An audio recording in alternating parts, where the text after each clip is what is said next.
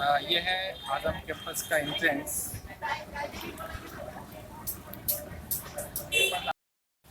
आइए हम आजम कैंपस से मुतालिक कुछ मालूमात हासिल करते हैं। ये है आजम कैंपस का एंट्रेंस, जहाँ पे नाम लिखा है आजम कैंपस। अबे वो नहीं हो रहा ना। हम आगे बढ़ते हैं। यह है आजम कैंपस का प्ले ग्राउंड। आइए करीब से देखते हैं इसको। ये 7 लाख ग्राउंड है। माशाल्लाह बहुत अच्छा है। हरियाली है, पूरा मैदान ग्रीन है। इस वक्त पानी दिया जा रहा है ग्राउंड को। ग्राउंड को देखकर लगता है कि ये क्रिकेट का ग्राउंड है। ज़्यादातर यहाँ पर क्रिकेट खेला जाता है।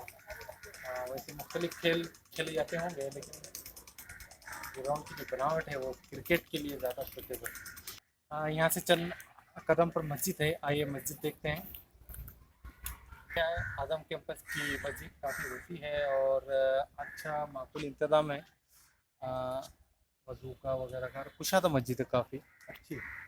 आइए अब हम आगे बढ़ते हैं। यह कैंपस का कैंटीन। कैंटीन से गुजरते हुए हम पहुँचेंगे बनकर। हाँ। आइए हम चलते हैं हाईटेक हॉल की तरफ। इस तरफ ये हाईटेक बिल्डिंग है।